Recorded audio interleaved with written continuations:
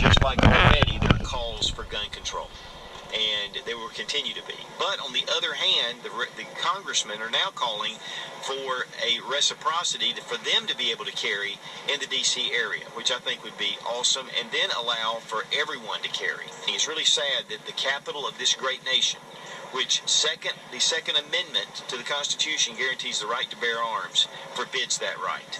And that's just a shame in itself. And we need to turn these things around. So it is a shame. Of course, you may not know this about me, but I'm a big-time gun nut. Love my guns. Love my country. Love the freedoms that we have. Love being able to take an idea and run with it and make a living doing it. And in my case, nobody stopped me from doing lawn care, and been successful at it. Don't know that I could have done that in another country, but I'm thankful for that opportunity. God's really been good to me, and love my guns. Well, I got a phone call from my plumbing guy, and man, I'm telling you, it feels like Christmas to me right now. Look right here in the corner. So the story behind this is, it's taken me 15 years to get this rock put right here. I've been very patient. I've been diligent with my money, saving it, and the day has come to where I have a well now, and it's got a little leak. Look at that. It is leaking. I'm going to have to crack somebody's skull on that. I can tighten that up. That ain't no big deal. But now to most people, this ain't nothing. But to me, oh my gosh. Look at that. Look at that, dude. To me, this is something, oh my gosh, I can't believe I got a well. This just represents a very, very long time of hard work and saving money and being patient. And I guess you could almost kind of call it part of the American dream, maybe. I don't know. I mean, yeah, it's a well. It's water that comes out of the ground. But man, I've been waiting for this for a long time, and I finally got one, so I'm kind of excited. It just goes to show that being patient and saving your money, and you can actually have some things. So I just figured I'd share that. Man, I got happy when they said they got the well put in. The story behind it, I had budgeted for 300 feet deep. That was including digging the well and putting the pump and all this stuff in. And of course the digging didn't go as planned and ended up at 600 feet. So it kind of blew the budget clean out of the water. So that they dug the well back in February. It's June now, June 15th. And they just put the well pump on. So, yeah, it kind of put a little bit of a damper on things, but I just had to wait and save up some more money. So, figured I'd share that with you. I really like my rock right there. And you can see my garden, which has absolutely nothing in it, just because I hadn't had time. I'm going to work on that too and do some videos on gardening stuff. I do an all organic garden, and it's pretty cool. So when I get time, I'll do it. Of course, I've got my valve boxes are in everywhere. My main line to the irrigation's in everywhere. And of course, the only thing I have left to do is come out across the grass with the trench and put the what do you call them? Put the heads in, the zones in. But man, there's no way in the world I'm digging up this yard right now. We have had tons of rain. Been real fortunate on that. So I'll just keep being patient and wait, and that's looking like a wintertime job more than likely.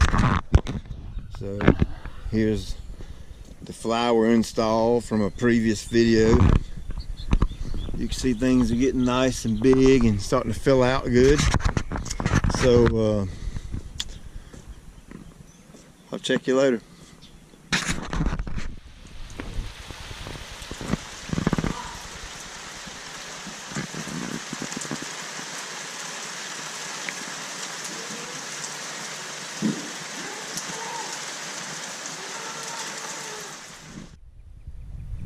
Well, finally had some time. It's the middle of June. I just got my garden. Well, we're gonna call this a semi-garden. Well, half of a semi-garden, because it's just nothing like what we normally do. It's usually 12 or 13 rows, and there might be 20 plants in a row. So it's typically pretty big. But these will be late. Zucchini and squash and cucumber. It's a jalapeno over there. A couple of red bells, green bells, sweet banana, some tomatoes. I actually bought this tomato plant. It's a German Johnson. No, excuse me, it's a Better Boy. I bought this thing 2 months ago, and it's been in the little pot from the nursery. And it looks like crap right now, but we'll see. We'll see how it bounces back. All right, so I'm in a good place right now. My well's in.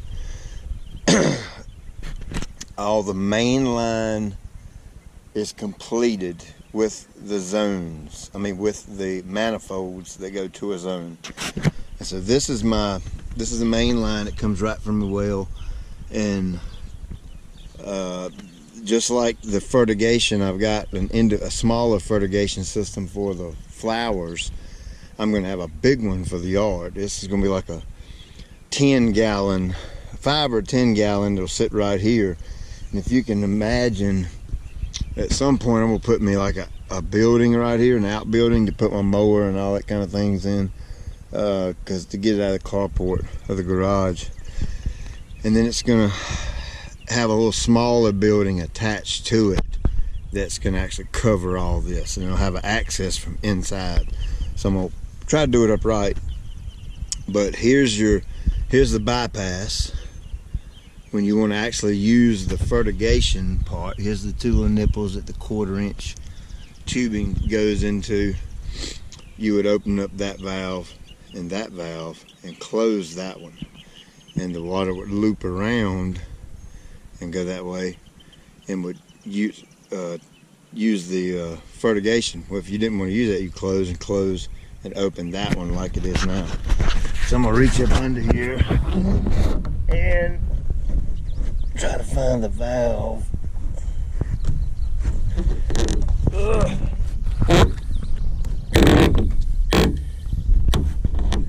Well, where's it at?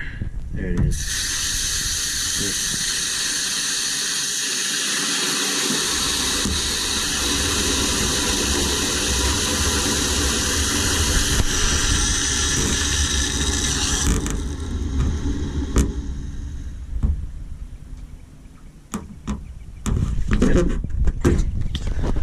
Alright, there we go. It is pressurized now. And watch. Yeah, that's kind of how that works. We'll cut that off for now. I'm going to actually end up putting a totally separate irrigation system that's going to run right through here. That'll be for the garden. It'll be on its own timer and all that. That'll be next year. I ain't even going to attempt to tackle that. But here's my water hydrant that I'll use to water the garden for this year. And it's got good pressure. So that's that. Of course, I need to get a lock and put on these things because my Kids are nosy, and I'm sure they'll be out here opening it up. Oh my gosh. You get the idea. So what I'm gonna do is I'm gonna go around to each. This is the first time the water has been, this is the first time the line has been pressurized. So I'm gonna go around to each one and clean it out. And what I mean by that is the dirt and debris and that kind of thing that has gotten down in here in the line from the install. Oh, look at that muddy water. See it? Ah! See it getting clearer and clearer? It's just flushing out the dirt and the crap. Oh my gosh, look at that. That's good water pressure. I think that's clean. Oh snap. So I'm gonna cut that off.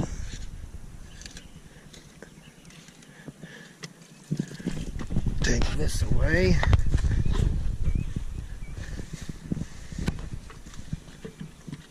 And put the top on. So I'm not gonna bore you with doing all of those. That's kind of you get the idea. If you do an irrigation system, you're bound to get some dirt in the pipe at some point. Look at the grass. Man, it needs to be moved.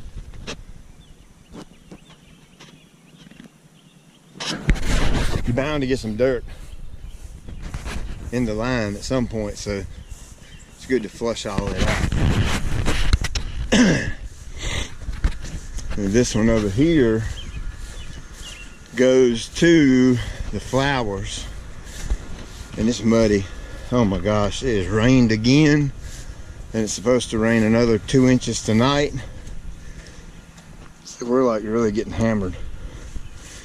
Go figure, the time when I went to put my irrigation system in, it rained like crazy. So let's see here.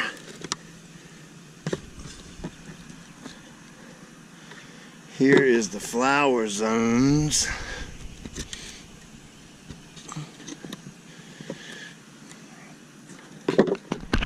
Voila.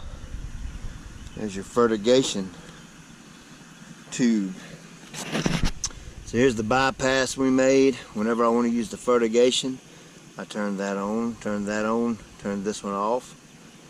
It circulates around. Here's the end line. Goes in, mixes the product, whatever you got, with water, pushes it out. This is the clear hose back into the pipe over here, and then away to the flowers. It goes. Here's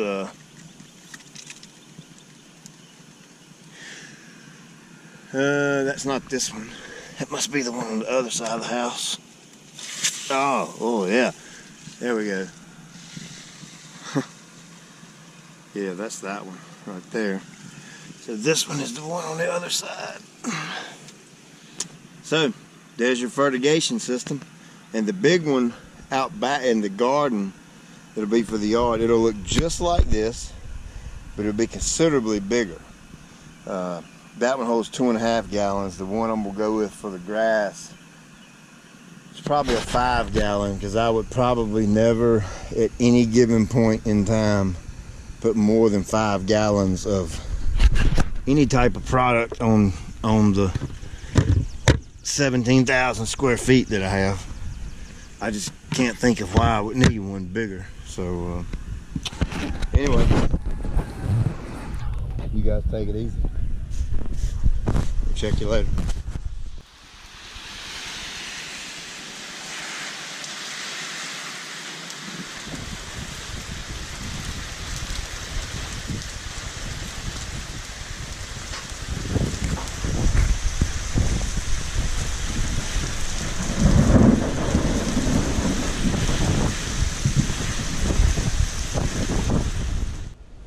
So I thought it was a pretty good idea while I was at it to put a little small box in and a water spigot here. on this side of the house. I'm actually doing one on the other side as well, so I don't have to pay for the water from that one. So the only thing left to do, here's my excess wire. This is the wire for the system. And here's all your colors, like so. And basically, the electrician's got to come and put an outlet right here, an electrical outlet, and so that the timer can plug in and have power, and then this part goes in the timer and hooks up to all of the zones individually. And that's how you turn the zones on and off with the controller. So you go back up here, and it's the first time, and this is on live TV, so I'm not sure how this is going to work. We're going to come back over here to this valve box, and I'm going to turn this one on. That's the one that goes to my flowers. And then we're going to slip around here, check it out, see how it's working. Oh snap, that's not good. We cut that wire. Cut this one.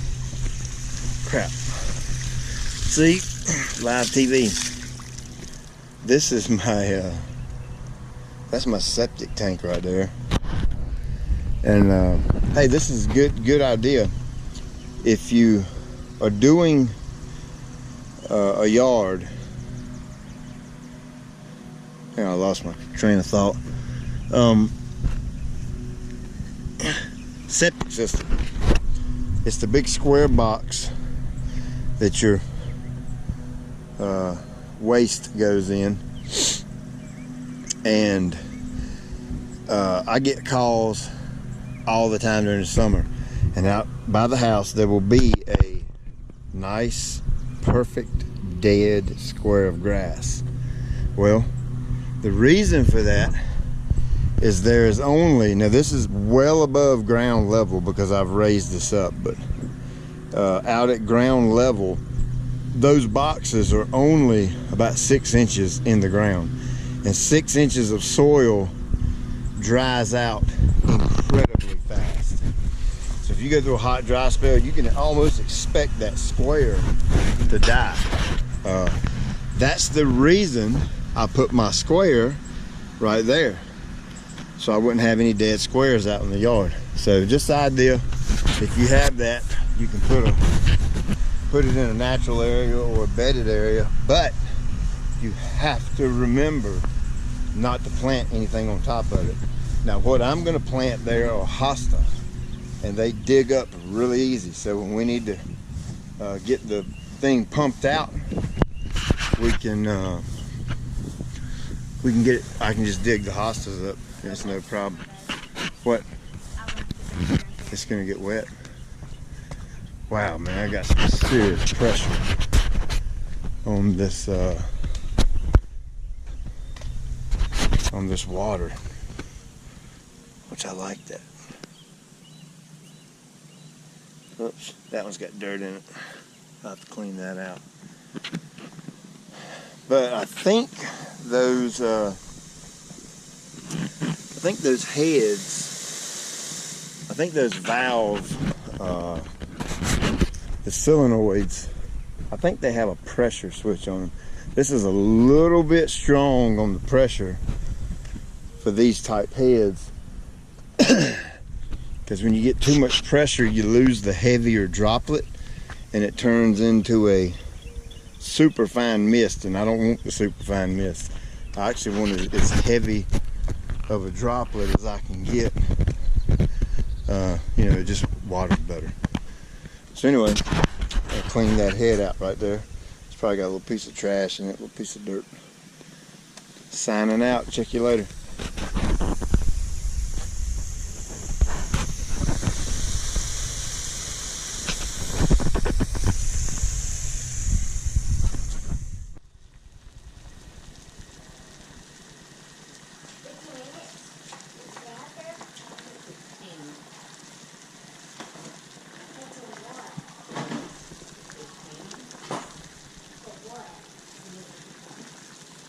So I made mention of my sweet tea while I was putting together that manifold. And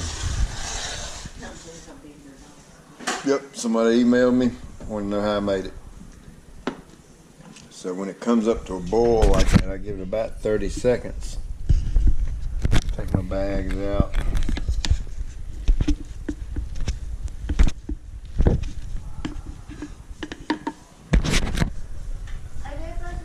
Drain them, get all the good stuff out of it. And then while it's still hot, now that's 1.5 cups of sugar to a gallon. Oh, that's hot. Oh, it's pouring down rain again. And while the tea's still piping hot, I go and put it in there and give it a good stir. And finish filling it up with water. While it's still hot, it'll melt the sugar much easier. Of course, there's 10,000 ways to make tea. This is just the way I make mine. Yeah, the guy asked, so I figured I'd tell you. I don't use nothing but like good water. I don't use the water from the city. And then that's what I use. Lipton Southern Sweet Tea, 3 bags. A gallon of tea, cup and a half of sugar.